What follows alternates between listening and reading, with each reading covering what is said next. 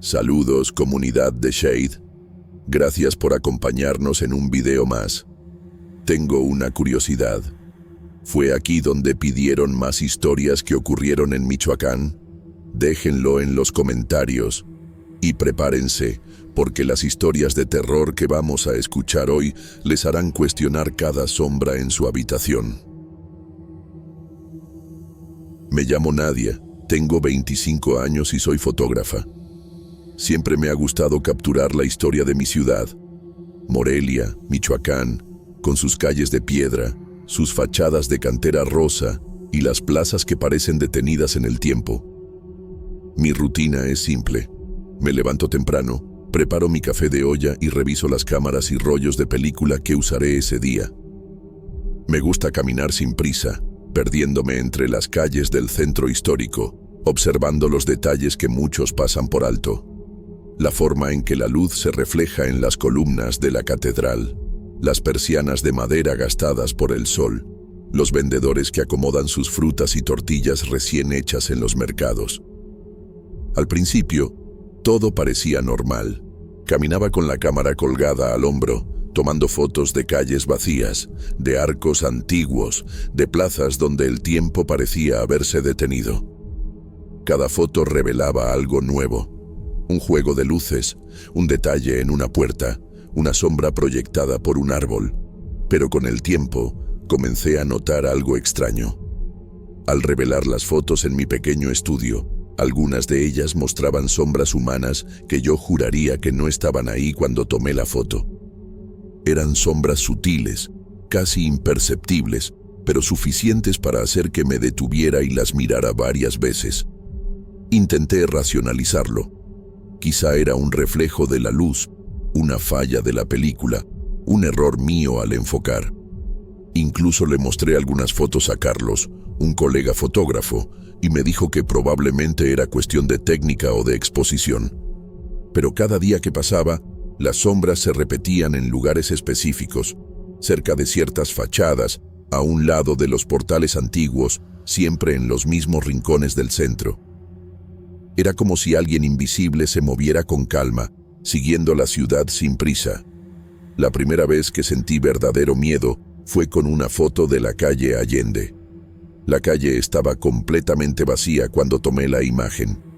No había transeúntes, ningún turista ni vendedor ambulante. Pero al revelar la foto, ahí estaba él. Un hombre de pie en medio de la calle. Vestía ropa antigua, un sombrero y un abrigo que parecía de otra época. No estaba borroso, ni desdibujado. Se veía como si alguien hubiera posado exactamente donde la luz lo iluminaba. Sentí que me faltaba el aire. Mi corazón empezó a latir con fuerza y la cámara tembló en mis manos. No sabía si debía asustarme, si debía ignorarlo o si estaba perdiendo la razón. Cada noche, al repasar las fotos en mi pequeño cuarto, sentía que alguien me observaba. Incluso cuando la casa estaba silenciosa, había una sensación de presencia detrás de mí, como si alguien caminara suavemente sobre el piso de madera. Intenté concentrarme en otras cosas, en editar fotos, en tomar más imágenes, pero el miedo ya había echado raíces. Esa misma semana decidí que debía investigar un poco más. Comencé a preguntar a doña Isabel, mi vecina, sobre los antiguos habitantes de la calle donde apareció el hombre. Me contó que hace muchas décadas vivió allí un hombre que se vestía de manera muy parecida a como aparecía en la foto. Alguien que siempre caminaba solo y que desapareció sin dejar rastro. Mientras escuchaba sus relatos, no podía evitar sentir un escalofrío. Todo parecía demasiado real. No sabía qué pensar. Cada sombra en mis fotos me hacía cuestionar mi cordura. Cada recuerdo de lo que doña Isabel decía parecía cobrar vida en mi estudio. Entre las paredes llenas de imágenes que alguna vez creí inofensivas, y aunque intentaba racionalizarlo, algo dentro de mí sabía que no podía ser coincidencia. Esa presencia invisible, que solo aparecía en mis fotos, estaba empezando a invadir mi realidad cotidiana. Nunca había sentido miedo así en Morelia, Una ciudad que conozco desde niña. Las calles que siempre me parecieron acogedoras, las plazas que me daban calma, de repente me resultaban inquietantes. Cada vez que pasaba cerca de la calle Allende, sentía un nudo en el estómago, y mi mirada buscaba inconscientemente figuras que no deberían estar ahí. Algo había cambiado, y yo todavía no entendía qué era. Después de la foto en la calle Allende, no pude dejar de pensar en él. Cada imagen que revelaba me hacía sentir más inquieta, como si algo en el aire del centro histórico se hubiera vuelto pesado, cargado. Las sombras ya no eran solo figuras borrosas, ahora había una certeza en mi pecho que no podía ignorar. Había alguien o algo intentando aparecer. Decidí empezar a investigar. Fui primero a la biblioteca pública, donde don Manuel, el bibliotecario, conoce cada archivo y registro antiguo de la ciudad. Le mostré la foto, describiendo cómo se veía el hombre, sin omitir ningún detalle: su sombrero, su abrigo antiguo, la forma en que parecía mirar hacia mí desde la imagen. Don Manuel asintió lentamente y me dijo que conocía a un hombre que vivió a principios del siglo XX, cuya apariencia coincidía con la del hombre de la foto. Me contó lo poco que los archivos decían sobre él: nombre, profesión, calle donde vivía, y cómo, según los registros, desapareció sin que nadie supiera exactamente qué le pasó. Sentí un escalofrío recorrerme la espalda, como si él me hablara desde el pasado, desde más allá de la vida. Después fui a hablar con doña Isabel, mi vecina, quien ha vivido en Morelia toda su vida y conoce historias que los libros no registran. Me relató que ese hombre solía caminar solo por las calles que yo fotografiaba, siempre vestido igual que en la foto. Me contó que había rumores sobre su carácter reservado, como parecía siempre distante, como si estuviera en otro tiempo, en otro lugar. Su voz, al narrar los hechos, parecía temerosa y a la vez solemne. Cada palabra que ella decía hacía que me estremeciera y que, al mismo tiempo, no pudiera dejar de querer saber más. Esa noche, después de cenar tortillas con queso y un poco de café, me quedé dormida y tuve mi primer sueño claro con él. Estaba allí, frente a mí, sin tocarme, pero con una presencia tan intensa que sentí miedo real, como si pudiera percibir mi corazón latiendo con fuerza. En el sueño, él me indicó su nombre, la época en que vivió, y para mi horror me mostró dónde estaba enterrado, en el antiguo cementerio de Morelia. Desperté sudando, con la respiración entrecortada, intentando racionalizarlo. No podía creer que todo esto estuviera ocurriendo. Me repetí una y otra vez que solo era un sueño, que mi mente estaba jugando con mis miedos, pero una parte de mí sabía que no era así. Los días siguientes fueron extraños. Me sentía observada en las calles, especialmente en los lugares donde había tomado fotos. Las sombras parecían moverse a mi alrededor, incluso cuando no había nadie. Escuchaba pasos detrás de mí, suaves, como si alguien caminara sobre el empedrado, y al voltear, no había nada. Mis emociones oscilaban entre la incredulidad y un miedo profundo, mezclado con una curiosidad que no podía ignorar. Sabía que debía ir al cementerio, aunque la idea me aterrara. Mientras preparaba mis cámaras para el día siguiente, revisaba las fotos una y otra vez. Cada vez que veía la silueta de aquel hombre, sentía una mezcla de fascinación y terror. No era solo un reflejo, no era casualidad. Era alguien que existió, que había dejado huella y que ahora, de alguna manera, estaba tratando de conectarse conmigo a través de esas imágenes. Esa sensación me dejó en un estado de alerta constante, consciente de cada sombra, cada sonido, cada movimiento a mi alrededor. Al final, comprendí que no podía ignorarlo más. Tenía que seguir su rastro, investigar más y enfrentar lo que fuera que me estuviera llamando. pero al mismo tiempo sentía un miedo visceral, porque sabía que ir al cementerio significaría acercarme a algo que no podía controlar. Esa noche me dormí con la sensación de que mi vida, la de antes de esta experiencia, había terminado y que algo antiguo, del pasado de Morelia, estaba reclamando mi atención. Durante días me debatí entre la decisión de ir o no al cementerio. Cada mañana me despertaba con un nudo en el estómago y un escalofrío que no se iba, recordando los detalles del sueño y la figura que aparecía en mis fotos. Sabía que, si no iba, jamás tendría paz. Pero la idea de recorrer esas calles silenciosas y entrar al cementerio me llenaba de un miedo profundo, un miedo que no había sentido nunca antes, ni siquiera caminando sola de noche por el centro histórico. Finalmente, me convencí a mí misma. Preparé mi cámara, un par de rollos de película y una linterna pequeña. La mañana estaba nublada, con un viento frío que recorría las calles de Morelia, levantando hojas secas que giraban entre mis pies. Cada paso que daba me hacía sentir la presencia de algo detrás de mí, como si alguien caminara silenciosamente siguiendo mis movimientos. Recordé las palabras de doña Isabel sobre la antigua costumbre de los habitantes de la ciudad de respetar la memoria de los muertos, y no pude evitar sentir que estaba a punto de cruzar un límite que no debía. Al llegar al cementerio, el aire se volvió más denso.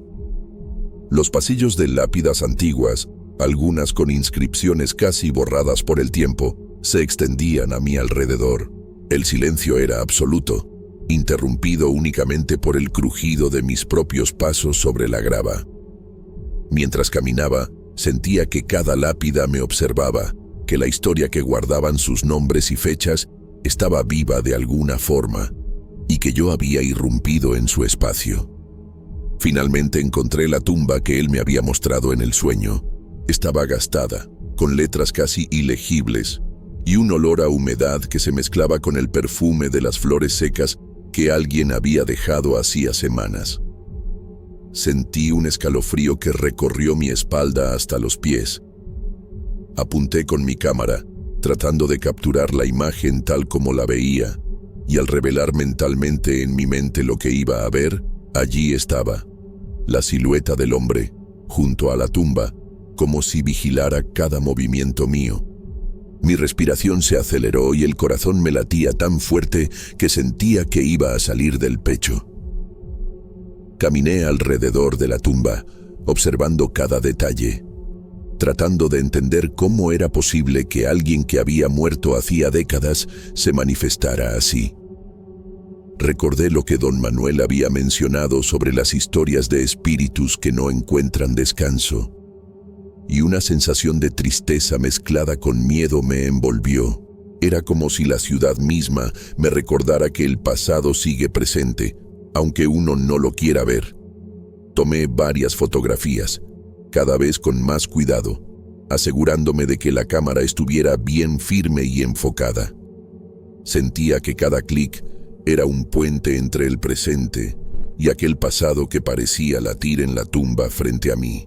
Mis manos temblaban ligeramente, aunque intentaba ocultarlo, y el corazón me latía con una fuerza que me recordaba que estaba sola en un lugar cargado de historia y silencio. Sentí miedo, sí, un miedo profundo que se enroscaba en mi estómago, pero al mismo tiempo una extraña fascinación me mantenía allí, atrapada entre la necesidad de capturar la imagen y el instinto de huir. Había algo en esa presencia que me atraía y me repelía al mismo tiempo, una fuerza silenciosa que me hacía sentir que había una historia pendiente, un relato olvidado que necesitaba ser descubierto y que, de alguna manera inexplicable, yo era la única capaz de hacerlo. Cada fotografía se convirtió en un acto casi ritual, un intento de documentar lo que mis ojos no alcanzaban a comprender del todo, mientras sentía que sus ojos invisibles me seguían, observando cada movimiento, cada respiración. Cuando finalmente me alejé de la tumba, el viento soplaba con más fuerza entre las lápidas, levantando hojas secas y haciendo crujir los árboles cercanos.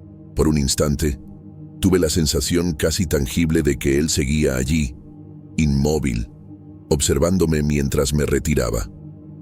Cada sombra que se alargaba sobre la grava parecía cargar con su memoria, y un escalofrío recorrió mi espalda desde la nuca hasta los pies.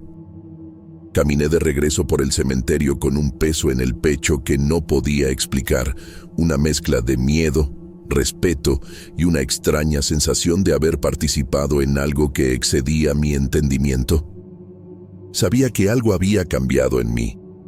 Ya no podía ver la ciudad con los mismos ojos, y sentía que las calles, las plazas y los portales del centro histórico estaban impregnados de historias que no había notado antes. Cada sombra, cada calle, cada detalle parecía llevar su memoria silenciosa, y yo, sin darme cuenta, había aceptado su presencia en mi vida, como un visitante que había cruzado el umbral entre la memoria y el tiempo, dejando una marca que no podía borrar ni ignorar. Al salir del cementerio, me prometí que no hablaría de esto con nadie. Sabía que sería difícil de creer, incluso para mis amigos más cercanos. Sin embargo, una parte de mí sabía que esa experiencia había marcado un antes y un después. El miedo seguía ahí, pero ahora estaba mezclado con una curiosidad que no podía ignorar, una necesidad de seguir viendo y entendiendo las sombras que aparecían en mis fotos y que conectaban mi realidad con algo mucho más antiguo y silencioso. Después de la visita al cementerio, pensé que quizá todo había terminado, que al encontrar la tumba y registrar su presencia, finalmente podría descansar un poco. Pero no fue así. Desde ese día, cada fotografía que tomaba en el centro histórico parecía devolverme su mirada, siempre desde un ángulo diferente, siempre rodeado de sombras que antes no estaban allí. Volví a mi rutina, intentando concentrarme en mi trabajo y en mis proyectos, pero la sensación de ser observada no desaparecía. Cuando caminaba por las calles, tenía la impresión de que alguien seguía cada uno de mis pasos, y aunque volteara, no veía a nadie. A veces, al editar fotos en mi estudio, sentía que la sombra estaba más cerca de mí que la cámara misma. Era un peso silencioso que me hacía contener la respiración sin darme cuenta. Hablé indirectamente con Carlos sobre mis descubrimientos. Él me comentó que las imágenes parecían antiguas, como si el hombre se hubiera quedado atrapado entre la fotografía y la realidad. No se lo mostré todo, solo una parte, porque temía que se asustara o que pensara que había perdido la cordura. Sin embargo, su comentario reforzó algo que ya sentía. No era casualidad, no era imaginación. Había algo más profundo en esas sombras. Incluso al dormir, los sueños persistían, como si mi mente no pudiera desconectarse de aquello que había descubierto. A veces aparecía él, caminando por pasillos oscuros que se mezclaban con calles que yo conocía tan bien, con fachadas de cantera rosa y portales antiguos que había fotografiado cientos de veces. Otras veces eran solo las sombras de esas calles, extendiéndose y retorciéndose de formas que no existían en la realidad, susurrando en silencio historias que no podía entender. No había diálogo directo, solo la sensación intensa de que me observaba, que me hablaba sin palabras, transmitiéndome algo que no podía capturar con sonidos ni con explicaciones. Ese contacto silencioso me llenaba de un miedo profundo, difícil de definir, imposible de ignorar, un miedo que se mezclaba con una curiosidad incontrolable, haciéndome sentir atrapada entre la fascinación y la ansiedad, entre el deseo de comprender y el instinto de huir sin poder hacerlo. Cada noche me despertaba con la sensación de que su mirada seguía sobre mí, incluso cuando los primeros rayos de sol iluminaban la habitación y la ciudad parecía tranquila y normal. A pesar de todo, seguí tomando fotografías. Cada salida se convirtió en un ritual silencioso y casi sagrado. Caminar por las calles, levantar la cámara, observar los detalles, capturar la ciudad. descubrir lo que estaba oculto a simple vista y enfrentar aquello que no podía ser explicado de ninguna manera racional. Cada imagen era un recordatorio de que no estaba sola, de que algo del pasado seguía vivo en Morelia, de que las sombras de la historia podían habitar en el presente y que yo, de alguna manera, era parte de ese legado que trascendía generaciones. Cada sombra que aparecía en mis fotos me hacía contener la respiración y al mismo tiempo me impulsaba a seguir explorando, con un miedo que se mezclaba con una extraña fascinación, un miedo que se sentía tanto físico como espiritual, como si la ciudad misma estuviera observando mis movimientos y evaluando si merecía conocer sus secretos. Hoy sigo caminando por las mismas calles, con la cámara al hombro y la sensación constante de que él está allí, entre la piedra y la luz, acechando cada movimiento que hago. A veces lo percibo en un reflejo, en un rincón que la luz ilumina de manera particular, o en una sombra que no debería existir, y el corazón me late con fuerza, recordándome que su presencia no ha desaparecido. No sé si alguna vez se irá, ni si las sombras dejarán de seguirme, ni si mi percepción cambiará alguna vez. Lo único que sé es que la ciudad, con toda su historia, sus secretos y sus ecos silenciosos, nunca volverá a ser la misma para mí. Y aunque intento ignorarlo, cada fotografía que tomo me recuerda que hay algo antiguo que no quiere ser olvidado, algo que permanece allí, entre las sombras, esperando ser visto por aquellos que se atrevan a mirar más allá de lo evidente.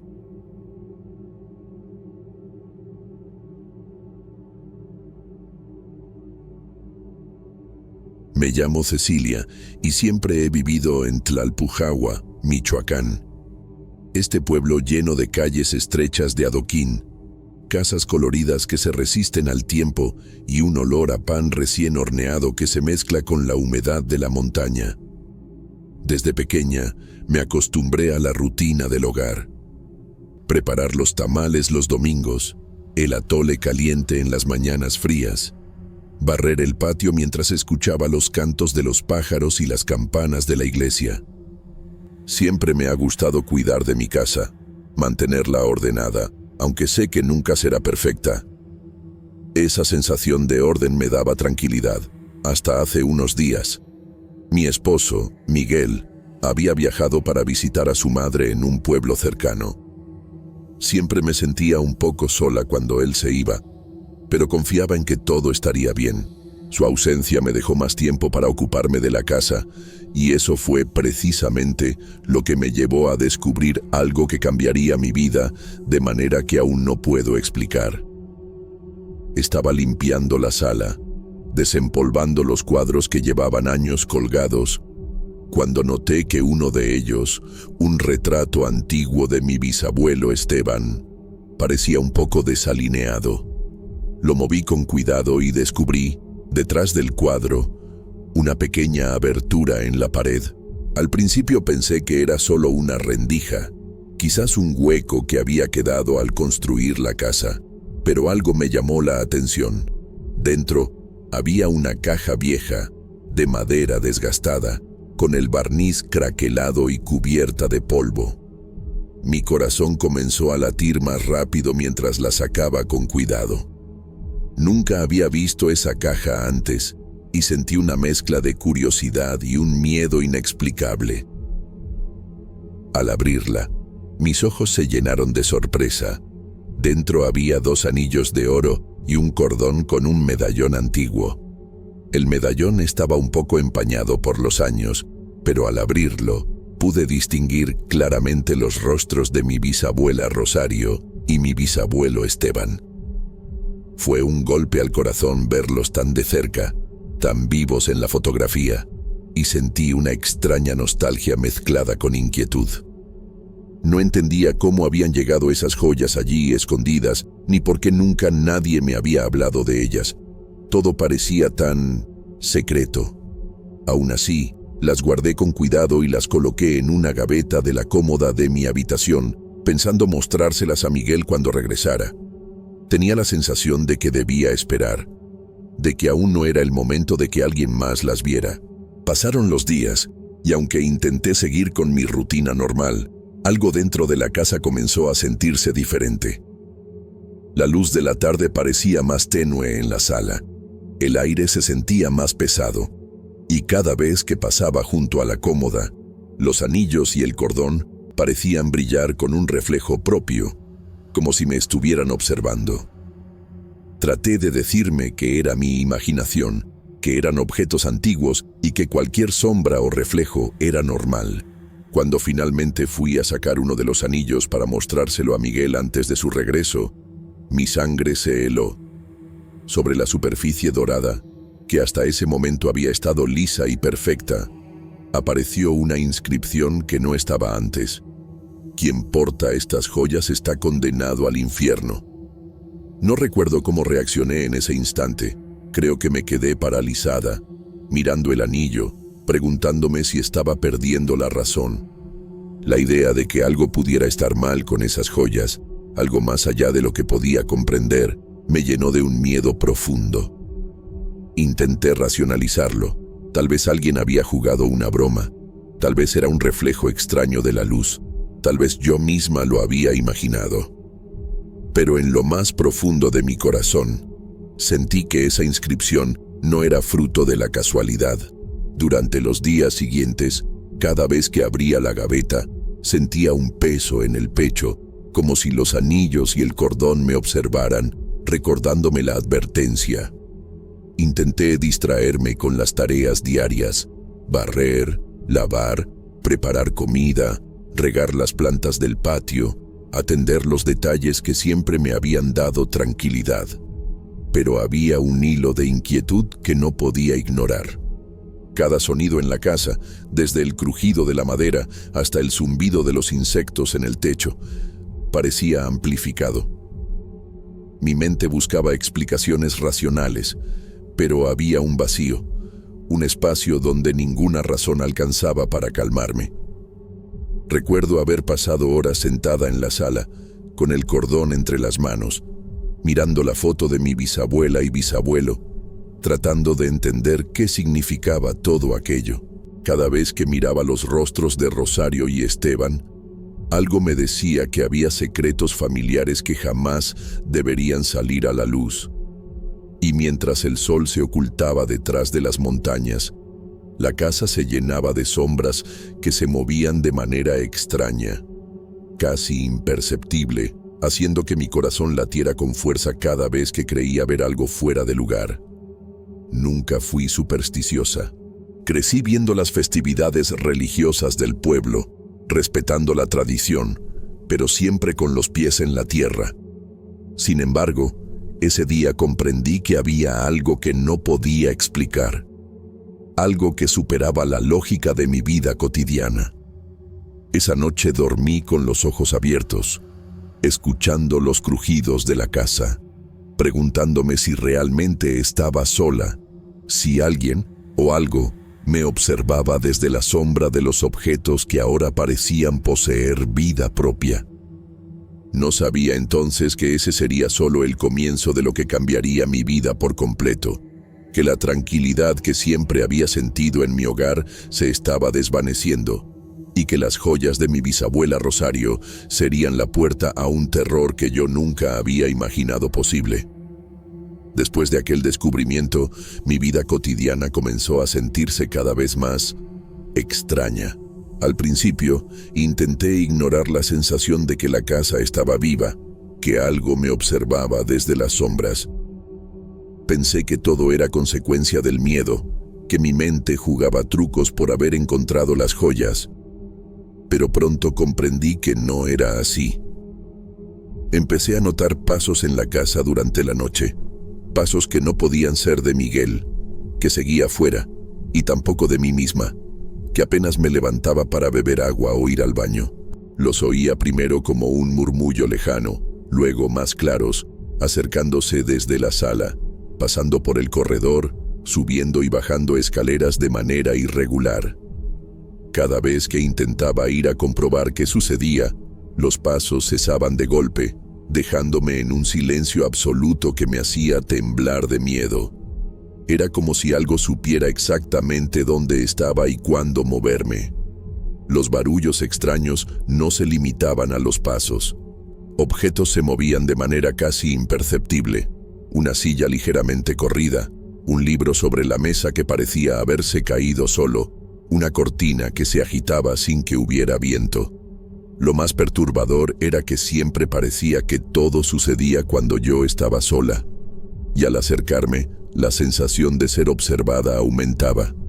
El olor comenzó a cambiar también. En algunos rincones de la casa percibía un aroma a podredumbre, como si algo muerto se escondiera entre las paredes. Era sutil, fugaz, pero suficiente para que un escalofrío recorriera mi espalda.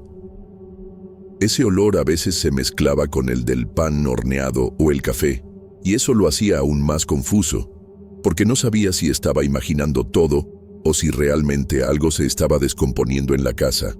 La presencia de las joyas parecía intensificar todo esto. Cada vez que abría la gaveta para revisarlas, el aire se sentía más pesado, y la inscripción en el anillo parecía mirarme, como si me recordara su advertencia, que quien portara aquellas joyas estaba condenado al infierno. La racionalidad me decía que eran solo objetos antiguos, pero mi intuición me gritaba que algo más estaba ocurriendo, algo que no podía controlar. Miguel regresó finalmente después de varios días, y aunque intenté mostrarle las joyas, no encontré el momento adecuado. Había un silencio incómodo en la casa, y él notó mi nerviosismo.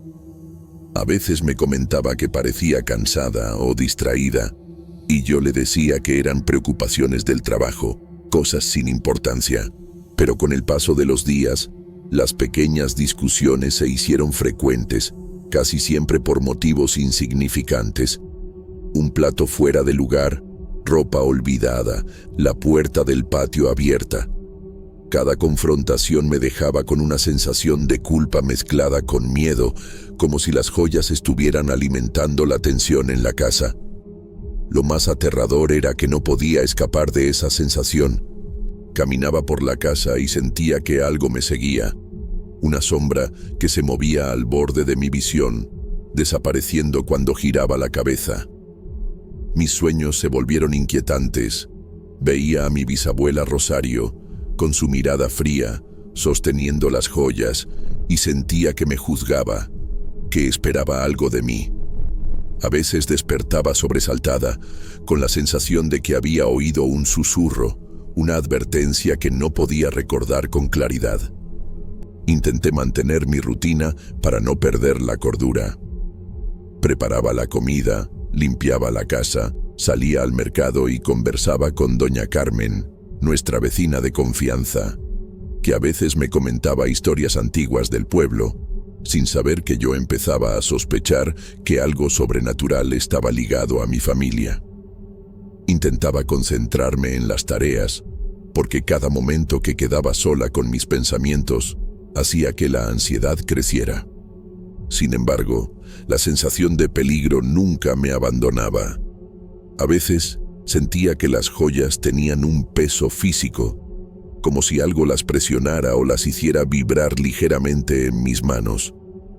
Cada vez que intentaba mostrarlas a Miguel, sentía un nudo en la garganta y un temor irracional de que él también pudiera percibir lo que yo percibía. Empezaba a evitar la gaveta, a esconder las joyas debajo de la ropa, tratando de protegernos a ambos de lo que, en mi interior, ya sabía que no podía ser ignorado.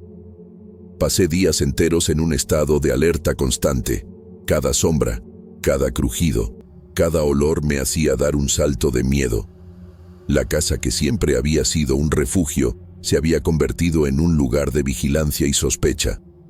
Cada noche, antes de dormir, miraba las joyas a escondidas, sintiendo que algo dentro de ellas me estaba observando, y que con cada mirada, esa presencia se hacía más fuerte, más real.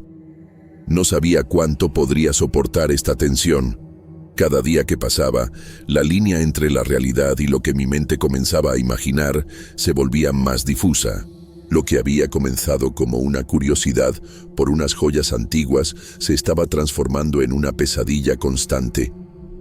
y yo comenzaba a comprender que esas piezas de oro guardaban secretos que no estaban destinados a ser descubiertos. No podía seguir viviendo con aquella sensación constante de amenaza. Cada paso que daba dentro de la casa me hacía sentir que alguien me seguía, que algo invisible evaluaba cada uno de mis movimientos. La tensión con Miguel había llegado a un punto donde los silencios entre nosotros eran más dolorosos que cualquier discusión. Sentía que incluso él empezaba a percibir que algo no estaba bien, aunque no pudiera decirlo en palabras. Decidí que necesitaba respuestas.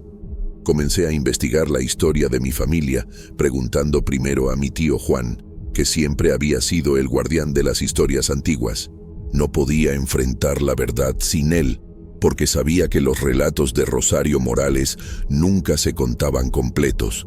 Siempre quedaban en susurros, como si temieran despertar algo. Tío Juan habló de manera indirecta, mencionando que Rosario había sufrido mucho tras la muerte de Esteban, que se quedó sola con hijos pequeños y con un resentimiento profundo hacia Dios.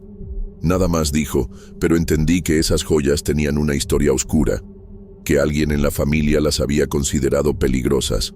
Después de hablar con él, revisé fotografías y cartas antiguas que había en la casa de mis padres. Descubrí detalles sobre Rosario que me helaron la sangre. Había rumores, nunca confirmados, de que había hecho un pacto con fuerzas que no comprendía, ofreciendo las joyas al diablo como señal de su desesperación y su enojo por la vida que le había tocado. Desde entonces, esas piezas de oro jamás habían podido ser usadas, siempre desaparecían, se escondían o simplemente volvían con marcas extrañas, como si la maldición las acompañara. Cada hallazgo me llenaba de terror y culpa. ¿Y si las joyas habían vuelto a mí precisamente para repetir la historia?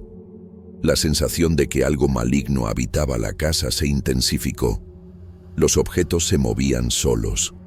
La silla del comedor, que siempre estaba alineada, aparecía corrida. Los libros en la sala cambiaban de lugar y el cordón que tenía entre las manos parecía vibrar con vida propia. El miedo no era solo físico, era emocional, psicológico. Sentía que mi mente estaba atrapada en un espacio donde la lógica no existía y donde la amenaza era constante. Mi relación con Miguel se deterioraba con cada día que pasaba. Las discusiones se volvían más frecuentes y más intensas, siempre por cosas triviales. La manera en que dejaba la ropa, cómo organizaba la cocina, incluso el volumen de la televisión. Era como si algo nos empujara a pelear, como si las joyas hubieran despertado una fuerza que se alimentaba de nuestra frustración. Cada noche me despertaba sobresaltada, con la sensación de que pasos silenciosos recorrían la casa, a veces acompañados de un olor a tierra húmeda y podredumbre que penetraba en mis sentidos. No podía dormir bien.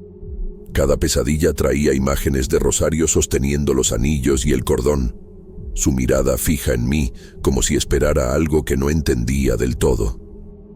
Sentía que estaba heredando la misma condena, y un miedo profundo me recorría el cuerpo cada vez que intentaba racionalizar la situación.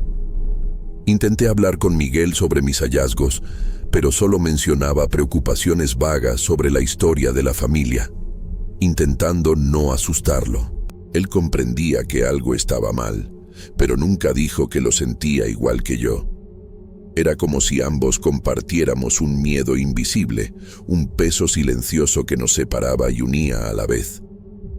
Con el paso de los días, me volví más cautelosa, observando cada movimiento de la casa. Cada sombra, cada reflejo, cada crujido de la madera me hacía dudar de mis propios sentidos.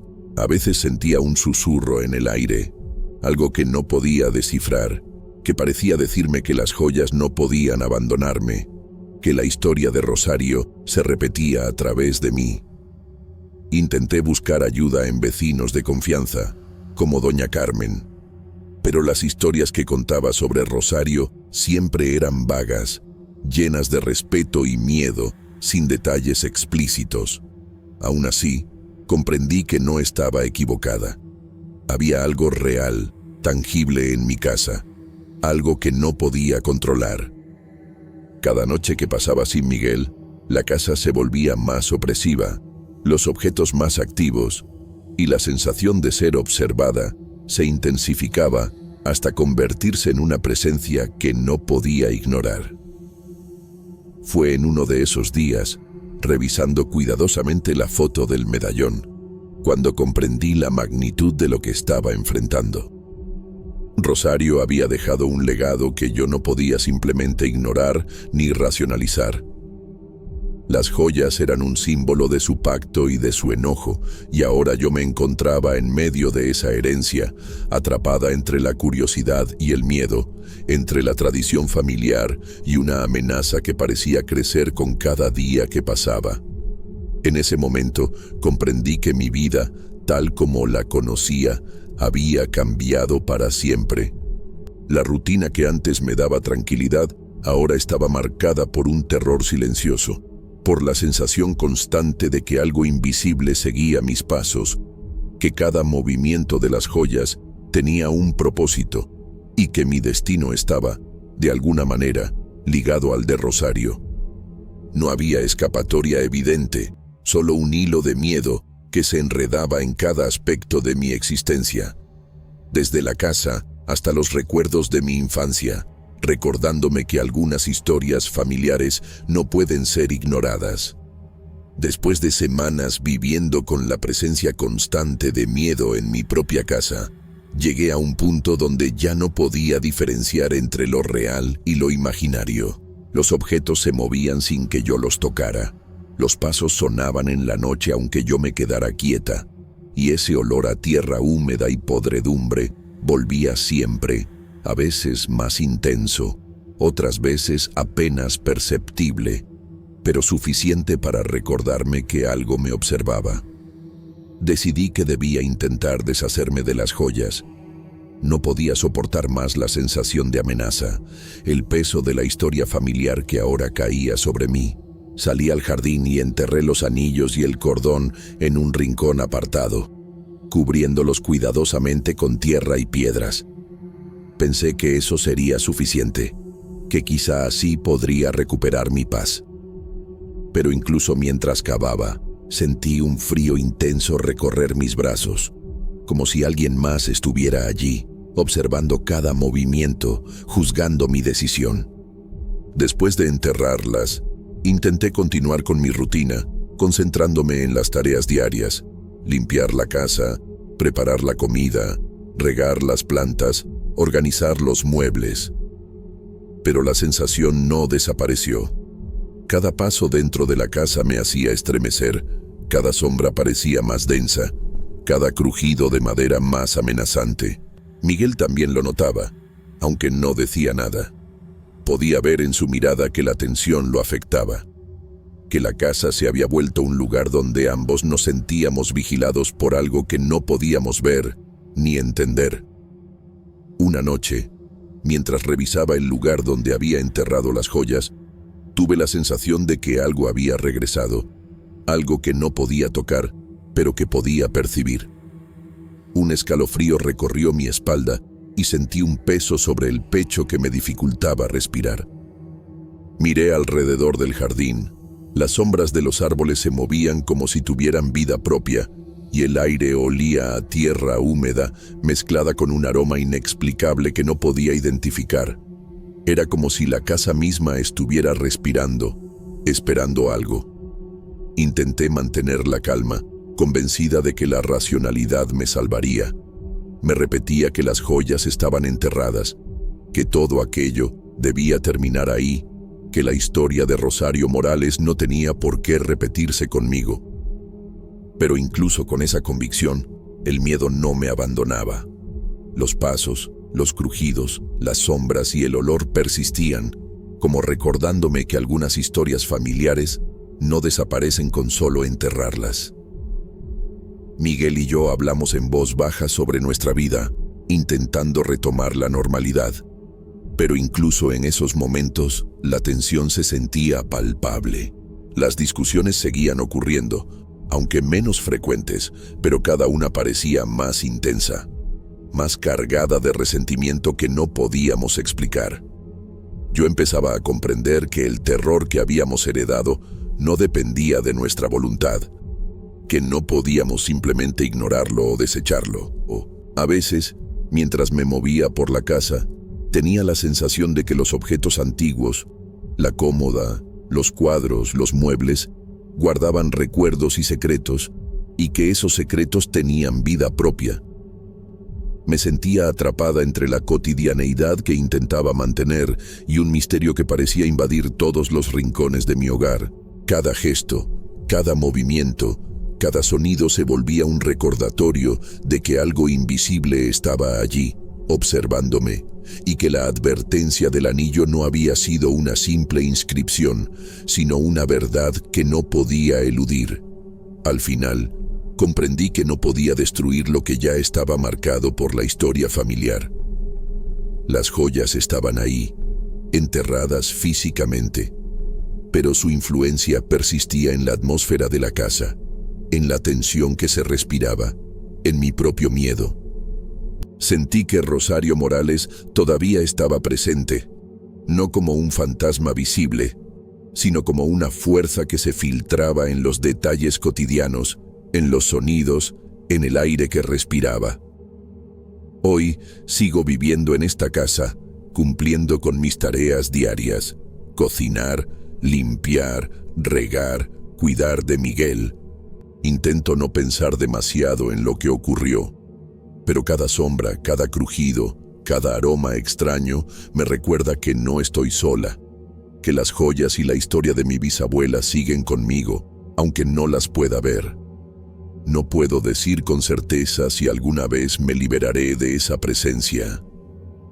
A veces me pregunto si todo esto es producto de mi imaginación, del miedo y la tensión acumulada, o si realmente existe algo que nos observa, nos espera, nos juzga en silencio. La verdad es que la incertidumbre se ha convertido en parte de mi vida, y he aprendido a convivir con ella. Aunque cada día me pregunto qué precio estamos pagando por haber descubierto lo que debía permanecer oculto.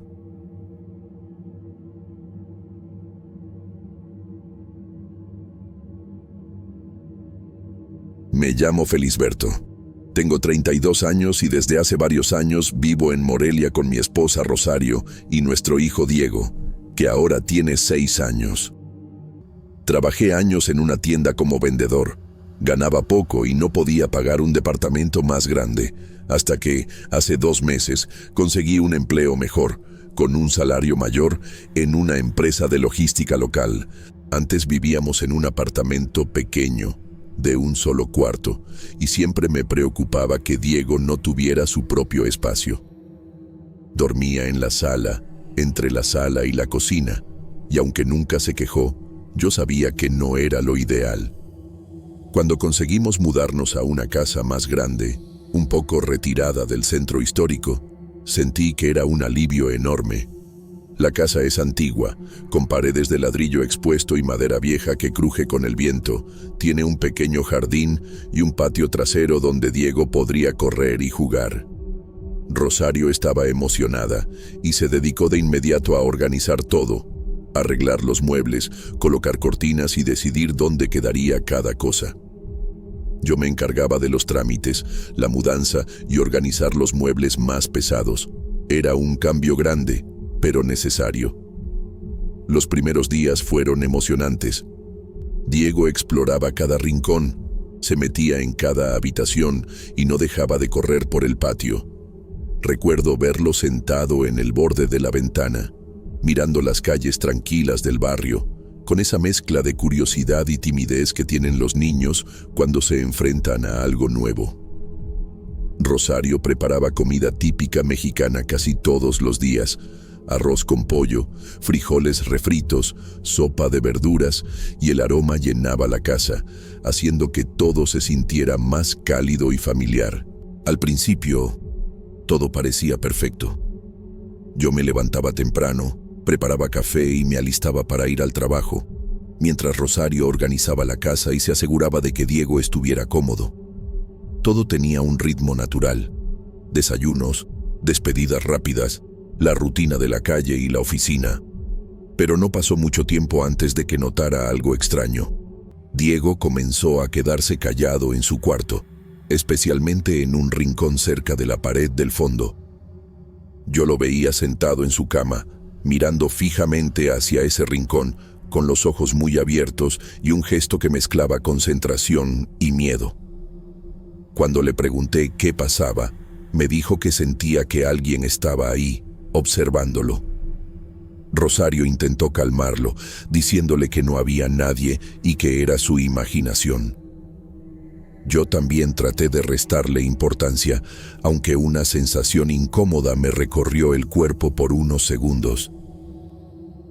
Era difícil de explicar, pero había algo en ese rincón que se sentía diferente. La luz de la tarde caía de cierta manera sobre la pared, y las sombras que proyectaban los muebles parecían más largas y densas de lo normal. Cada vez que entraba al cuarto de Diego, percibía un silencio extraño, como si algo invisible estuviera presente, quieto, observando. Lo atribuía a mi mente cansada, al estrés del trabajo y a la emoción de la mudanza, pero no podía quitarme la sensación de que algo no encajaba. Por las noches, la casa se transformaba. El viento golpeaba las ventanas de madera, las paredes crujían y el jardín producía sonidos que antes ni notaba. Diego seguía durmiendo en su nuevo cuarto, pero a veces lo encontraba despierto, con la manta hasta la barbilla y los ojos fijos en la esquina que tanto le inquietaba. Intenté explicármelo de manera racional. Los niños tienen imaginación, los cambios de casa producen ansiedad. Tal vez estaba soñando cosas que lo asustaban. Rosario y yo nos turnábamos para dormir cerca de él las primeras noches, asegurándonos de que se sintiera seguro. A pesar de todo, había momentos de felicidad genuina. Ver a Diego correr por el patio, jugar con los pocos juguetes que trajimos del apartamento, reír mientras perseguía una pelota, me hacía sentir que habíamos tomado la decisión correcta. Rosario y yo compartíamos la satisfacción de que finalmente nuestro hijo tenía su propio espacio, aunque una parte de mí seguía inquieta. Esa sensación rara, como si algo invisible nos estuviera observando, no desaparecía del todo, y cada noche, al apagar la luz, notaba que mi corazón se aceleraba un poco más de lo normal. Los primeros indicios de que algo no estaba del todo bien eran sutiles, casi imperceptibles. Un objeto fuera de lugar, un crujido en la madera, un frío repentino en alguna habitación. Al principio no les dimos importancia, lo atribuimos a la casa vieja, a la imaginación de Diego y a nuestro propio cansancio.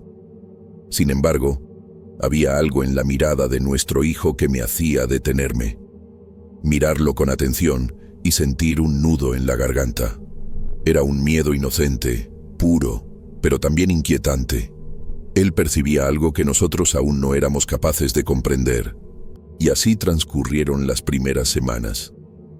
Una rutina cotidiana, casi feliz, con un hijo que exploraba su nuevo cuarto y un matrimonio que disfrutaba de la calma de la casa. Pero yo sabía, en lo más profundo de mi ser, que esa sensación de ser observado no se iría tan fácilmente. Había comenzado el primer contacto con algo que no podíamos explicar, algo que se iba a volver más intenso y perturbador con el tiempo. Después de las primeras semanas en la casa, las cosas comenzaron a cambiar de manera sutil, casi imperceptible al principio, pero lo suficiente para inquietarme. Diego empezó a despertar varias veces durante la noche, con los ojos muy abiertos y respirando agitado. Siempre señalaba la misma esquina de su cuarto, esa donde decía que había alguien observándolo. Al principio pensé que era solo miedo infantil, que los cambios de la mudanza y la emoción de tener su propio cuarto lo estaban afectando. Rosario también lo pensaba, y trataba de calmarlo, asegurándole que no había nadie y que todo estaba bien. Sin embargo, los comentarios de Diego empezaron a volverse más detallados y más consistentes. Me decía, indirectamente, que el hombre en la esquina no lo dejaba dormir, que se paraba allí y lo miraba mientras él intentaba cerrar los ojos. Describía su altura, la postura rígida y la manera en que parecía flotar entre la sombra y la luz de la lámpara nocturna. Cada noche que escuchaba esto, sentía un nudo en la garganta y una mezcla de impotencia y miedo. Trataba de racionalizarlo, pero no podía ignorar la seriedad en su voz ni el pánico en su expresión. Los días comenzaron a tener un peso distinto. Cuando volvía del trabajo, encontraba a Diego más callado de lo habitual, observando las paredes como si esperara ver algo moverse. Rosario notaba cómo su energía cambiaba. Ya no corría por el patio con la misma alegría, ni se entusiasmaba tanto con sus juguetes. La rutina se volvió tensa y yo sentía que cada crujido de la casa, cada sombra proyectada por la luz de la tarde, me ponía en alerta. Comencé a notar cosas extrañas por mi cuenta. A veces, al entrar a su cuarto, sentía un frío repentino que no tenía explicación. Otras veces, objetos que dejábamos sobre su escritorio aparecían movidos unos centímetros, como si alguien invisible los hubiera tocado. Pensé en broma que la casa estaba viva, que los años y la madera vieja acumulaban energía propia, pero había algo más que no podía explicar. Una presencia, un peso invisible que parecía estar en el aire, especialmente cerca de Diego. Las pesadillas de Diego se intensificaban. Me contaba indirectamente lo que veía. El hombre en la esquina aparecía de noche, siempre callado, con una mirada fija que no parecía humana. A veces se lo describía como parte sombra, parte figura, como si no perteneciera a nuestro mundo, pero siempre detallando cada rasgo con precisión sorprendente. Esa manera de narrarlo me helaba la sangre. Rosario y yo tratábamos de consolarlo, de hacerle sentir que estaba seguro, pero la verdad es que yo también sentía miedo. Sentía que algo estaba acechando, algo que no podíamos ver del todo, y eso me consumía lentamente. La tensión se volvió parte de la rutina. Dormíamos con un ojo abierto, escuchando cualquier sonido extraño. El crujido de las vigas se convirtió en algo que no podía ignorar. Incluso los sonidos del patio, como el roce de las hojas o el golpeteo de la puerta de madera, parecían tener intención. Cada noche era un ejercicio de control, tratando de convencerme de que todo era normal, mientras una parte de mí sabía que no lo era. Rosario empezó a sentir lo mismo. Su manera de caminar por la casa cambió. Revisaba cada puerta, cada ventana, y a veces se detenía en el pasillo del cuarto de Diego, con una expresión que mezclaba preocupación y miedo silencioso. Yo podía ver que ambos estábamos atrapados entre la incredulidad y la necesidad de proteger a nuestro hijo, intentando mantener la calma mientras algo invisible nos observaba, invisible pero real. Fue entonces cuando la casa empezó a mostrar señales más evidentes. Una noche, Diego apareció en la sala con la mirada aterrada, señalando hacia el cuarto y diciendo que no podía dormir porque el hombre estaba ahí. Yo lo observé por un momento y sentí un vacío profundo en el pecho. Esa sensación no era solo miedo. Era un entendimiento silencioso de que algo en esa casa no pertenecía a nuestro mundo, que algo nos estaba probando, acechando a nuestro hijo de manera constante. Intentamos varias estrategias: cambiar la posición de su cama, encender una lámpara durante la noche, incluso ocuparnos más de él antes de dormir, pero nada parecía funcionar. El hombre seguía ahí, siempre en la esquina, siempre observando. Cada pesadilla de Diego me hacía temblar. Cada descripción que él compartía con nosotros, aunque indirectamente, me hacía sentir impotente, sin poder protegerlo completamente. En esos días, me encontré pensando más en la casa que en cualquier otra cosa. Los muros antiguos, las ventanas que crujían, el patio que parecía más grande y silencioso de noche. Todo contribuía a una sensación de vigilancia constante. La presencia invisible no nos atacaba físicamente, pero su efecto era profundo. Un terror psicológico que nos desgastaba lentamente. Rosario y yo empezamos a sentir cansancio, ansiedad y una inquietud permanente. Era como vivir bajo un peso que no podíamos ver, pero que sabíamos que estaba allí, enfocado en Diego. Con cada noche que pasaba, me preguntaba si estábamos haciendo lo correcto, si habíamos tomado una decisión apresurada al mudarnos a esta casa. Sin embargo, a pesar del miedo, también había una necesidad de proteger a nuestro hijo y de mantener la ilusión de normalidad durante el día. Esa tensión constante se volvió nuestra nueva realidad.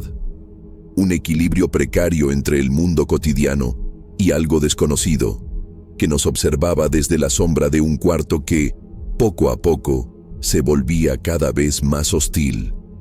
Nunca olvidaré la noche en que todo cambió. Esa sensación de vigilancia que había estado presente desde los primeros días en la casa se intensificó hasta convertirse en algo tangible, casi insoportable. Rosario había estado despierta más tiempo de lo normal. Yo ya había sentido la inquietud habitual al acostarme, pero esa noche había algo diferente en el aire. Un peso más denso, un silencio que no parecía natural. Mientras yo revisaba unos papeles en la sala, Rosario me llamó desde el pasillo con una urgencia silenciosa, con los ojos muy abiertos y el rostro pálido. No necesitaba explicaciones, su expresión decía todo. Me indicó que algo estaba pasando en el cuarto de Diego. Mi corazón se aceleró de inmediato. Tomé la pistola que guardábamos en un cajón por seguridad y corrí hacia el cuarto de nuestro hijo. Rosario permaneció atrás, temblando, como si la sola idea de mirar lo que sucedía la hubiera paralizado. Al acercarnos, vi cómo la puerta se abría sola, lentamente, sin viento ni movimiento aparente. Sentí un escalofrío que me recorrió la espalda. Entré con cuidado, apuntando la pistola, cada músculo tenso, cada sentido alerta. El cuarto estaba completamente vacío. No había rastro de fuerza o intrusión. La ventana estaba cerrada y las cerraduras intactas. No había señales de que nadie hubiera entrado físicamente, y sin embargo, la sensación de que algo había estado allí permanecía intensa, casi tangible. Mi mirada se dirigió entonces a la pared del fondo, hacia la esquina que siempre había inquietado a Diego. Allí estaba, escrita con algo extremadamente fino, casi invisible a simple vista: Él ya pertenece a mí. No había cómo explicarlo. No había tinta, no había pintura ni marcador. Solo esas palabras que parecían talladas en el aire mismo, finas como un hilo, pero con un peso aterrador. Rosario se apoyó en la pared, temblando, y solo pudo murmurar que no entendía cómo era posible. Intenté racionalizarlo. Tal vez un accidente, un insecto, algún tipo de suciedad o humedad de la pared. Pero el terror en sus ojos y en los míos me decía que eso no era natural. Diego, que había estado dormido, apareció en el umbral del cuarto, con la mirada fija en la esquina. No dijo nada, pero sus ojos decían todo. No quería entrar ni acercarse, y yo pude sentir su miedo reflejado en cada movimiento. Por primera vez desde que habíamos llegado a esa casa, entendí que lo que percibía nuestro hijo no era imaginación. Había algo allí, algo que lo vigilaba y que nos había dejado un mensaje. Esa noche no dormimos. Nos turnábamos para vigilar el cuarto de Diego, intentando mantener la calma mientras la casa crujía y el viento golpeaba las ventanas. Cada sombra parecía moverse. Cada sonido del patio se amplificaba en nuestros oídos. La ansiedad me consumía. Me sentía responsable de proteger a mi hijo y al mismo tiempo impotente frente a algo que no podíamos comprender. Rosario y yo hablamos indirectamente sobre lo ocurrido durante toda la noche. intercambiando teorías silenciosas, tratando de no asustar a Diego más de lo que ya estaba. Sentíamos que estábamos enfrentando algo fuera de nuestro control, algo que no se limitaba a nuestra lógica ni a nuestra comprensión. La casa había dejado de ser un hogar seguro y se había transformado en un espacio lleno de tensión, donde cada ruido, cada sombra, tenía el potencial de ser una señal de lo que estaba acechando.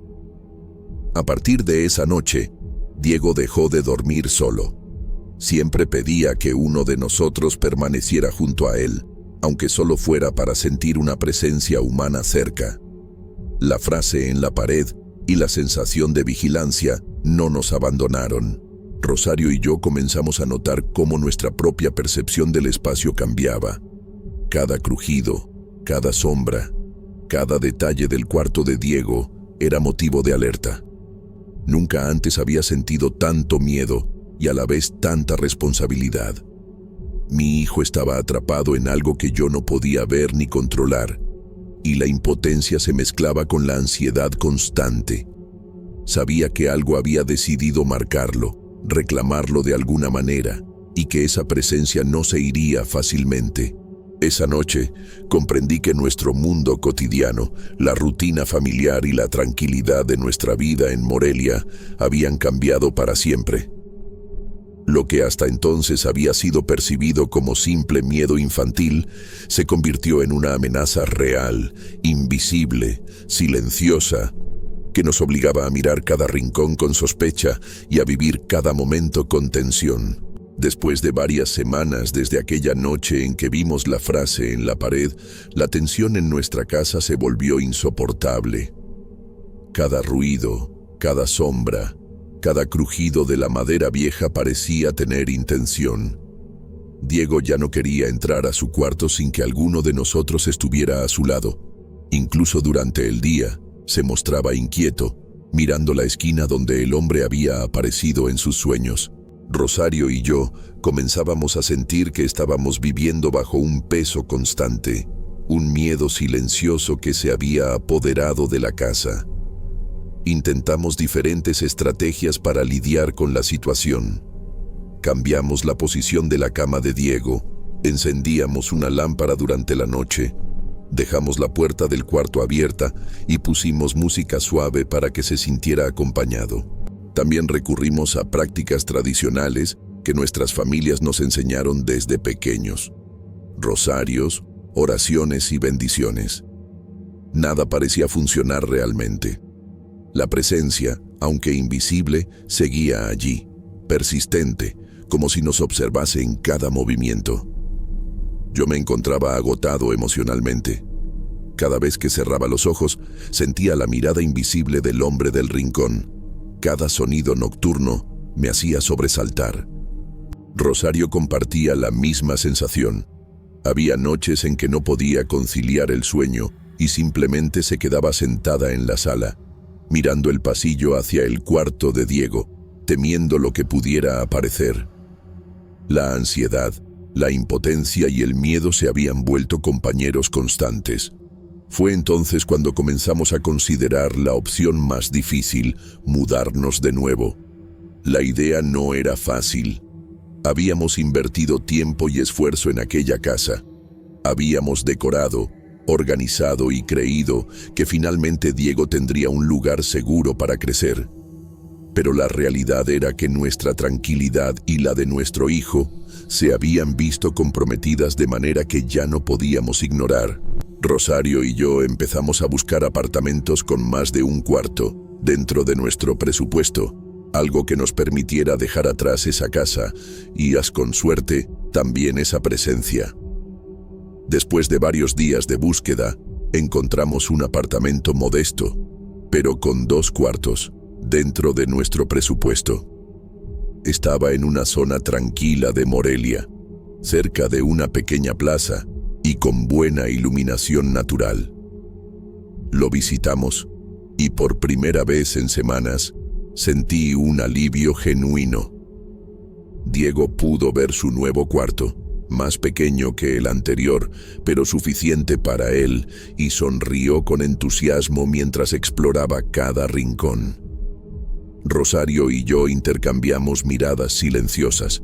Sabíamos que ese cambio significaba más que un simple traslado. Era la posibilidad de recuperar cierta normalidad y, sobre todo, de proteger a nuestro hijo de algo que aún no entendíamos completamente. La mudanza se realizó sin incidentes aparentes.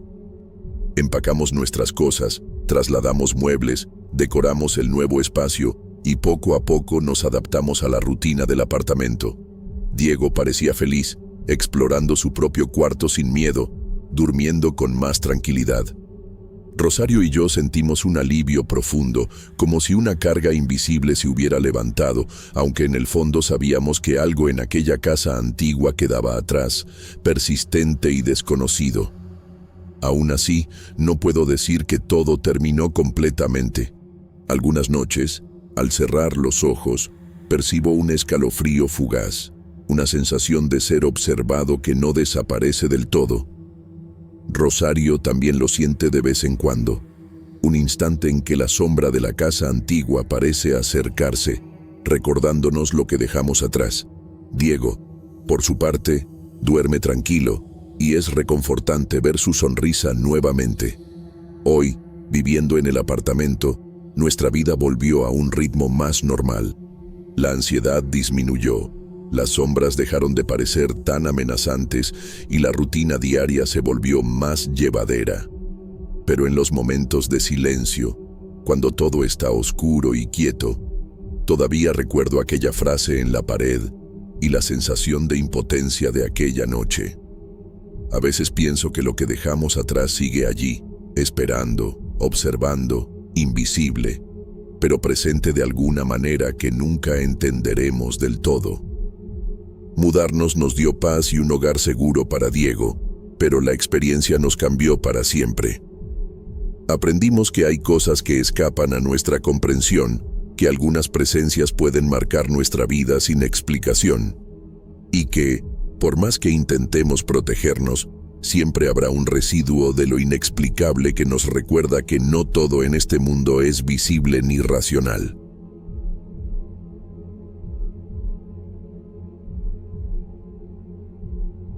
Me llamo Jacinto, tengo 58 años y vivo solo en un rancho pequeño en el interior de Michoacán desde que mi esposa falleció hace ya más de 5 años. Siempre me ha gustado esta vida sencilla, rodeado de tierra, animales y la calma que da la rutina. Mi rancho no es grande, pero es suficiente.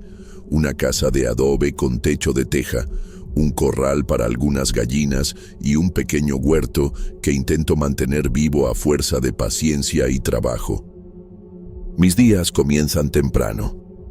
Antes de que el sol asome completamente, ya estoy levantado, con los pies descalzos sobre el suelo frío de la cocina, preparando el café en la olla de barro. Me gusta escuchar el silbido del agua mientras hierve y el aroma del café recién hecho llenando la casa. Después, voy a alimentar a las gallinas y a revisar a los animales. Cada movimiento es una rutina que me da tranquilidad, como si organizar el día me ayudara a mantener el mundo en orden. Aunque vivo solo, mi familia me visita de vez en cuando. Emilio, mi hijo, viene acompañado de Luisa, mi nuera, y de los niños, Martín y Ana. Siempre traen algo de la ciudad, pan, verduras, algún detalle que hace la vida un poco más llevadera. Cuando vienen, el rancho se llena de risas y ruido. Los niños corren por el patio persiguiendo gallinas o jugando entre los árboles. Es un alivio tenerlos aquí, aunque siempre queda un vacío cuando se van, dejándome de nuevo solo con mis pensamientos y la tranquilidad del lugar. Durante muchos años, esta rutina me hizo sentir protegido, como si la vida fuera sencilla y predecible. A veces, en las noches, cuando me siento en la mecedora junto a la ventana, escucho los sonidos del rancho, el viento moviendo las hojas, el croar lejano de una rana, algún murmullo de los animales en el corral. Todo me parece familiar y seguro, o eso creía. A pesar de la calma, siempre hay algo que no puedo olvidar. Mi padre, don Teodoro, era un hombre duro y, cuando yo era adolescente, cometió un acto terrible. Mató a un hombre llamado Ramón Salcedo y quemó su casa para quedarse con la tierra, que no tenía escritura ni registro legal. Esa historia siempre flotó en mi memoria, un recuerdo oscuro que rara vez traigo a la superficie, pero que nunca desaparece del todo. Lo que pasó con Ramón Salcedo y su familia siempre me hizo sentir un peso silencioso, una culpa que no me correspondía directamente, pero que llevaba conmigo de todas formas. Los días transcurren de manera tranquila. Me levanto, trabajo en la tierra, recojo leña, preparo la comida y, cuando hay visitas, comparto lo que tengo. Mi vida parece sencilla, casi monótona, y quizá por eso cualquier cambio, por pequeño que sea, se siente mucho más intenso. Hace un par de semanas, por ejemplo, empecé a notar cosas extrañas que no podía explicar. Sombras que se movían en la periferia de mi vista, ruidos sutiles entre el monte que rodea la casa. Al principio, traté de convencérmelo a mí mismo. El viento, los animales, mi imaginación. Pero había algo en esos momentos que me hacía sentir observado, una sensación que no desaparecía, aunque intentara ignorarla. El rancho, en la luz del día, parece un lugar seguro y familiar, pero por las noches la calma se transforma. La oscuridad lo envuelve todo y los sonidos, antes tranquilos, adquieren otra dimensión. A veces, cuando me siento solo junto a la ventana, siento que el aire se vuelve pesado, que cada sombra parece más densa de lo que debería. Intento no pensar en ello, y me repito que son imaginaciones mías. Pero la sensación persiste y me hace cuestionarme si realmente estoy solo en el rancho o si hay algo más. Algo que ha estado allí todo el tiempo, esperando para revelarse. Aún con todo esto, trato de mantener mi vida normal. Sigo con mis rutinas, cuido a los animales, preparo tortillas y café, y me concentro en el trabajo cotidiano. Pero hay noches en las que siento un frío que no viene del clima, una inquietud que se enrosca en mi pecho, como si algo del pasado estuviera regresando para recordarme aquello que nunca se puede borrar del todo. Y aunque intento ignorarlo, una parte de mí sabe que esa sensación no es solo imaginación, que algo diferente, algo que no pertenece a este mundo, podría estar acercándose. Aquella noche todo parecía igual. La rutina del día había transcurrido sin contratiempos. Había revisado el corral, alimentado a las gallinas y hasta me aseguré de que la leña estuviera lista para la madrugada. Me acosté temprano, como siempre, con la esperanza de dormir unas horas tranquilas. Pero alrededor de medianoche, un sonido me despertó. Al principio pensé que eran los perros del pueblo que a veces ladraban a lo lejos, o quizá el viento moviendo las hojas del monte. Pero había algo diferente, un crujido, un paso que no pertenecía a ningún animal, un movimiento que parecía acercarse a la casa. Me incorporé lentamente, con el corazón latiendo más rápido de lo normal. Cada músculo de mi cuerpo se tensó mientras me acercaba a la ventana. La luna iluminaba apenas los contornos de los árboles y el pasto alto, y entre esas sombras vi algo que me hizo retroceder un paso. Un hombre estaba allí de pie entre los arbustos, pero algo no estaba bien. Su piel era roja, roja como la sangre fresca. Sus ojos amarillos brillaban como los de un gato y no parecía tener pies. Flotaba apenas unos centímetros sobre el suelo. Por un instante, no pude respirar. Todo lo que había aprendido sobre el mundo, sobre la vida y la muerte, pareció desvanecerse frente a esa figura. Sabía, en lo más profundo de mí, que no era un hombre común. No había dudas. Esa presencia no pertenecía a este mundo. La piel roja, pensé, Es el mismo color del derramamiento injusto que mi padre provocó hace tantos años. Ramón Salcedo. Su recuerdo regresó con fuerza. La sensación de culpa que había intentado enterrar ahora venía acompañada de un rostro que me miraba fijamente, silencioso pero lleno de juicio. Intenté convencerme de que estaba soñando, que quizá el cansancio y la soledad me jugaban una mala pasada. Me dije que me había quedado dormido tarde y que los recuerdos del pasado se habían mezclado con la oscuridad del rancho. Pero no era un sueño. El hombre flotaba, inmóvil, como si midiera cada uno de mis movimientos. La tensión en el aire era palpable. Incluso el viento parecía haberse detenido para no interrumpir ese momento. El miedo que sentí no era un susto pasajero.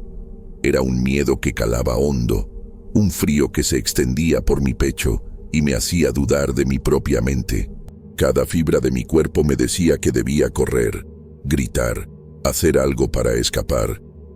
Pero también estaba paralizado por una mezcla de fascinación y terror. Podía sentir que esa presencia estaba ligada a mí, a mi familia, a la sangre derramada por mi padre, y que no podía ignorarla. Me retiré lentamente de la ventana, tratando de no respirar con fuerza. Me senté en la mecedora, temblando, con la mirada fija en la oscuridad que ahora parecía mucho más profunda. Escuché los pasos del hombre moviéndose entre los arbustos, pero cada sonido era como un eco que se pegaba a mi mente. No había palabras, no había gritos, solo la sensación de ser observado, de que cada pensamiento mío estaba siendo juzgado por esa figura roja y silenciosa. Pasé el resto de la noche sentado, con la luz de una vela temblando sobre la mesa de madera. Cada sombra que la luz proyectaba en las paredes de la cocina me hacía saltar. Me recordaba que no estaba solo. Me di cuenta de que no podía volver a dormir tranquilo en esta casa como antes. Había algo que había regresado para cobrar una deuda antigua, y sabía que no se marcharía hasta que su propósito estuviera cumplido. Cuando finalmente amaneció, no me atreví a mirar por la ventana. El rancho parecía igual que siempre, pero yo sabía que algo había cambiado para siempre. La rutina ya no era suficiente para mantener el mundo seguro. Ahora existía esa presencia, flotando en los límites de mi vida, recordándome que algunas acciones del pasado nunca desaparecen y que la sangre derramada por injusticia deja marcas que no se borran con los años. El día siguiente transcurrió con normalidad aparente. Emilio y Luisa llegaron con los niños, como acostumbraban, y no dijeron nada sobre mis ojos cansados o mi silencio. Intenté concentrarme en las tareas, barrer el patio, alimentar a los animales, preparar la comida, pero en cada movimiento sentía la mirada invisible del hombre rojo. Incluso cuando los niños corrían por el corral, una parte de mí no podía evitar sentir que estaba siendo observado, que esa figura no solo flotaba fuera de la casa, sino también dentro de mi mente. Esa noche, cuando me recosté de nuevo, el miedo se volvió más profundo. No era solo un susto, era una certeza silenciosa de que la presencia estaba allí para quedarse. Cada sombra del rancho parecía más densa, cada sonido más cargado de intención. Y aunque intenté convencerme de que solo era mi imaginación, algo en mi interior sabía que no podía ignorarlo. Esa primera noche con el hombre rojo no solo cambió mi tranquilidad, sino que también abrió la puerta a un terror que no sabía cómo enfrentar. Un terror ligado a la sangre de mi padre, a la deuda del pasado y a la presencia de un alma que no descansaría mientras yo viviera. Los días que siguieron a aquella primera noche fueron los más largos de mi vida. Intenté mantener la rutina, pero cada paso dentro del rancho estaba cargado de tensión. Cada sombra parecía más oscura, cada crujido del piso de madera más profundo, como si la casa misma supiera que algo estaba mal. El hombre rojo no se había mostrado de nuevo, pero su presencia se sentía en cada rincón. Era como si flotara detrás de mí, siguiendo mis movimientos, invisible pero tangible. Al principio, traté de racionalizarlo. La soledad, la imaginación, la fatiga. Pero pronto comprendí que no era así. No eran simples imaginaciones. Cada vez que cerraba los ojos, en los sueños, aparecía la imagen de ese hombre. Flotaba entre las llamas y las sombras, mirándome con esos ojos amarillos que parecían leer cada pensamiento, cada recuerdo.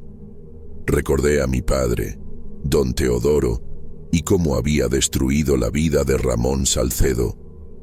La culpa, aunque nunca me correspondió directamente, me golpeó con fuerza. Era como si el peso de aquello que mi padre hizo me persiguiera ahora. Y no solo en sueños, sino también en la vigilia. Intenté distraerme con las tareas cotidianas. Revisé el corral, alimenté a los animales, limpié la cocina. Cada acción, sin embargo, estaba teñida por la ansiedad de sentir que algo me observaba. Incluso cuando Emilio, Luisa y los niños venían de visita, yo no podía relajarme del todo. Notaba que ellos percibían mi cambio, aunque no decían nada directamente.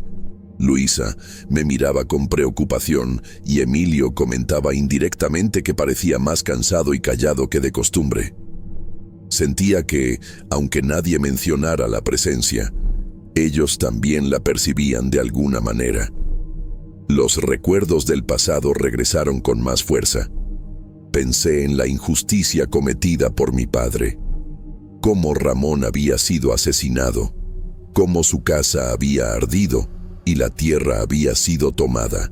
Era un recuerdo que nunca había querido enfrentar, pero ahora se presentaba ante mí como una deuda que debía reconocerse. Cada vez que veía una sombra moverse en el límite del monte, mi corazón se aceleraba. Cada crujido de la madera, cada aleteo de las gallinas me parecía una advertencia silenciosa. La noche se volvió un espacio de miedo constante. Ya no podía sentarme a la ventana con tranquilidad. Cada vez que miraba hacia afuera, sentía la mirada del hombre rojo. Era imposible dormir sin que los sueños me trajeran su figura flotando sobre el suelo, acercándose sin hablar, sin pies, solo observando. La sensación de ser juzgado, de que algo reclamaba justicia, me oprimía el pecho. Mi cuerpo reaccionaba, sudor frío, manos temblorosas, respiración entrecortada. Me sentía atrapado, como si no hubiera lugar seguro dentro de mi propia casa. Intenté hablar con la familia sobre cómo me sentía, pero no podía expresar la experiencia directamente. Les mencioné de manera indirecta que algo me inquietaba en el rancho, que me costaba dormir, que las noches se hacían más largas y pesadas. Ellos me dijeron que me cuidara, que descansara, que tal vez eran solo preocupaciones mías, pero yo sabía que no era así. Había algo real, algo que no podía ignorar, y cada día que pasaba me convencía más de que el hombre rojo estaba ligado a la historia de mi padre y a la injusticia de Ramón Salcedo. Incluso durante las pequeñas actividades cotidianas, como ir al corral o preparar la comida, sentía esa presión invisible. Cada sombra parecía moverse de manera distinta. Cada sonido del rancho me hacía saltar. Me sorprendí varias veces hablando solo, recordando a Ramón y mi padre, como intentando reconciliar el pasado y prepararme para lo que pudiera venir. Era un miedo silencioso, constante, que no necesitaba palabras para ser real.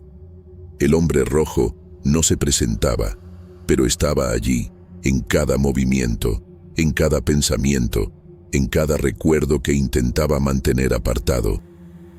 Pasaron los días y las noches, y el terror psicológico se volvió una presencia constante. Ya no era solo miedo, era una sensación de inevitabilidad. Sabía que no podía escapar de la deuda del pasado, que la figura roja no se marcharía hasta que yo enfrentara de alguna manera aquello que mi padre había hecho.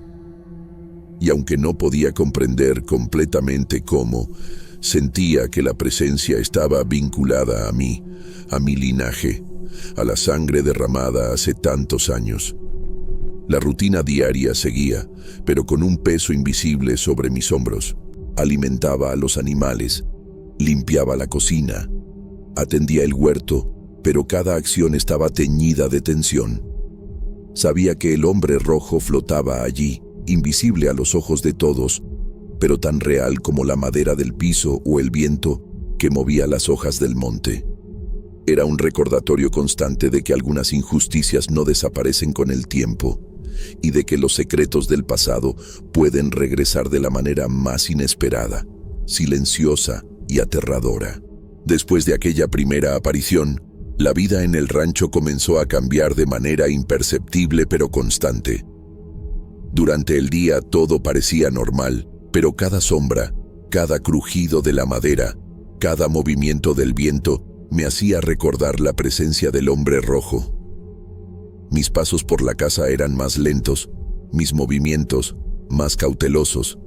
Alimentar a las gallinas, revisar el corral, incluso preparar el café, se volvía un acto cargado de tensión. Había aprendido a escuchar todo, el aleteo de los pájaros, el silbido del viento entre los árboles, hasta el más leve crujido del piso. Cada sonido era una advertencia silenciosa de que algo estaba ahí, invisible pero imposible de ignorar. Los sueños se volvieron inevitables. Cada noche, al cerrar los ojos, volvía a ver la figura flotando frente a mí. Su piel roja, brillante como sangre fresca, y esos ojos amarillos que me atravesaban hasta los huesos. No había palabras, solo una presencia que parecía acusarme, que me recordaba la deuda de sangre de mi familia. A veces, en los sueños, flotaba entre llamas, observando las cenizas de la casa de Ramón Salcedo. Me despertaba con el corazón latiendo a 1000 por hora, el sudor empapando mi camisa, y una sensación de que no podía escapar de aquello que había ocurrido décadas atrás. Intenté mantener la rutina durante las visitas de mi familia. Emilio traía noticias de la ciudad, Luisa ayudaba con las tareas y los niños corrían por el patio con la despreocupación propia de su edad. Pero incluso entonces sentía que la presencia me seguía. Miraba de reojo hacia los árboles o el corral y sentía esa mirada que no se veía, pero se percibía en lo más profundo de mi ser. Intenté no mostrar miedo, intenté sonreír ante mis nietos, pero había algo en mí que ya no podía ocultarse. La inquietud se había instalado de manera permanente. En los días siguientes, los fenómenos se intensificaron. Objetos que se movían ligeramente, sombras que parecían demasiado densas para ser solo la luz de la luna, susurros que se confundían con el viento.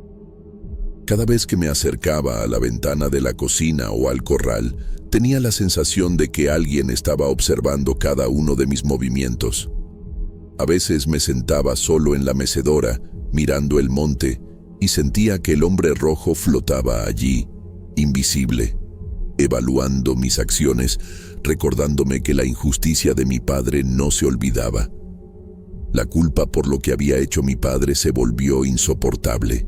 Recordaba cada detalle, cómo Ramón Salcedo había sido asesinado, la casa incendiada, la tierra tomada.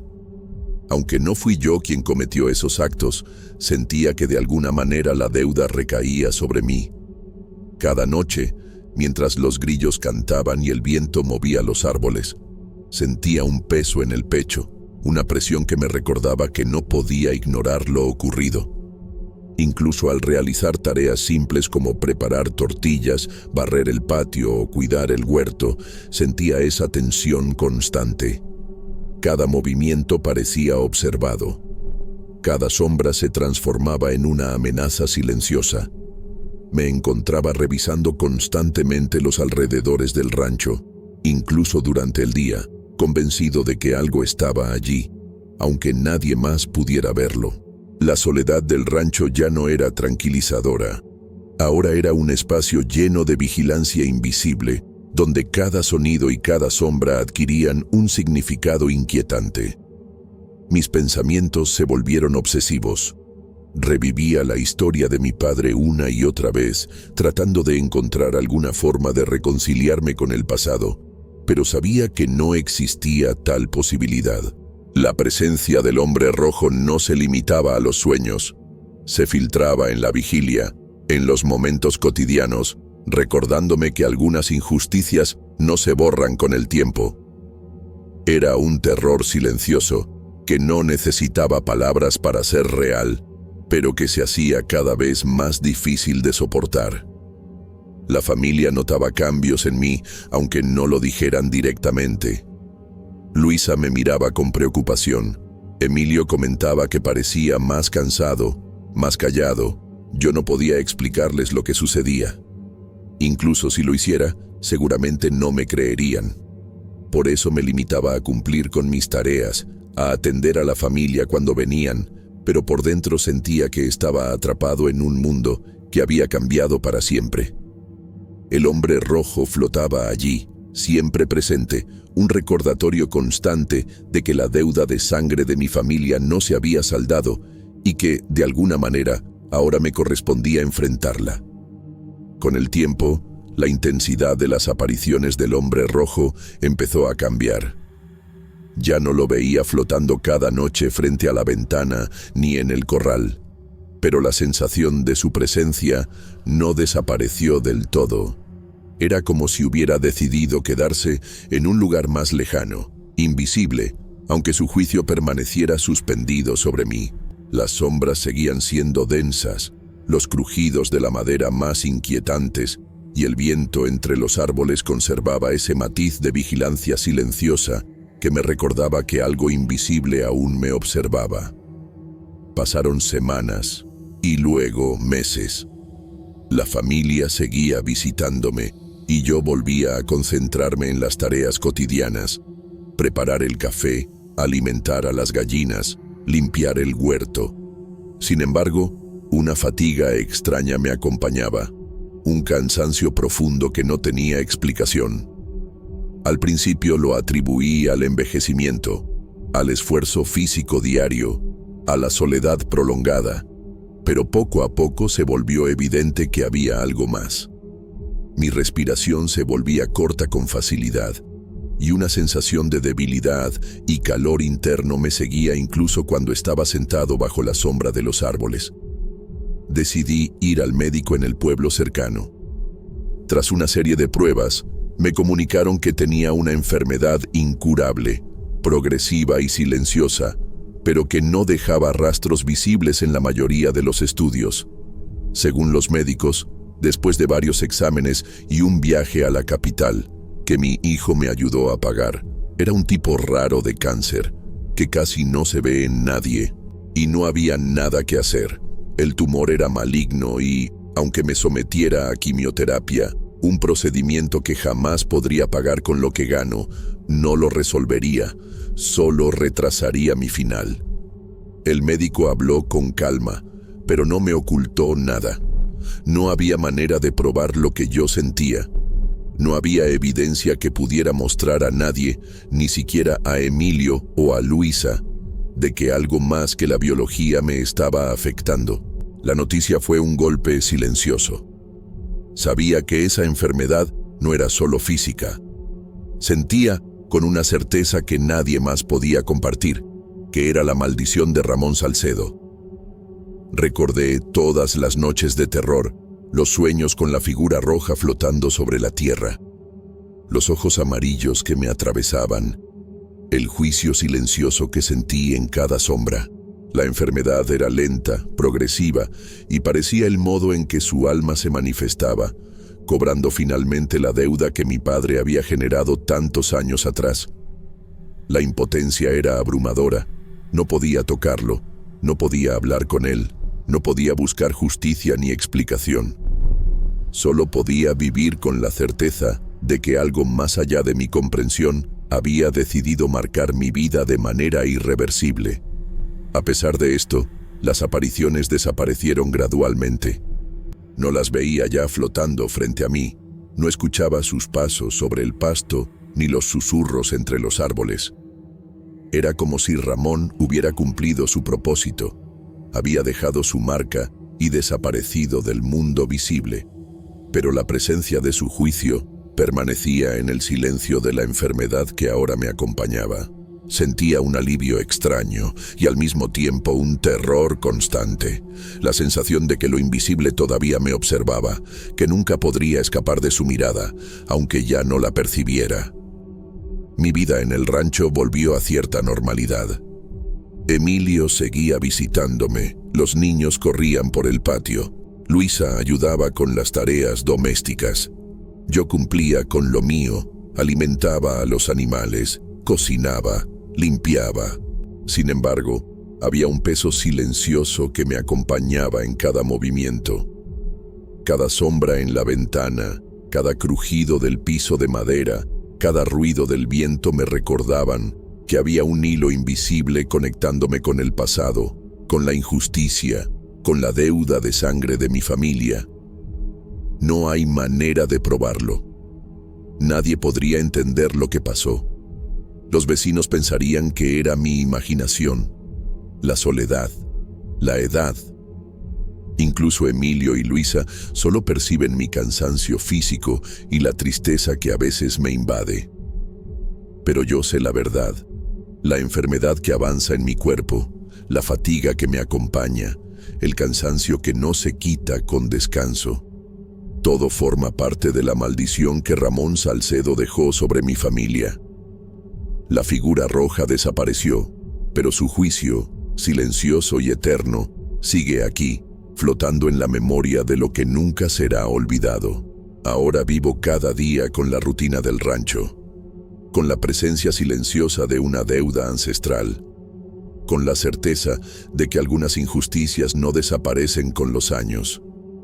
La vida continúa, pero el recuerdo de aquel hombre rojo, la maldición que trajo consigo y la enfermedad que me acompaña, me recuerdan que algunas historias no tienen final claro y que el pasado puede regresar de maneras que nadie puede explicar.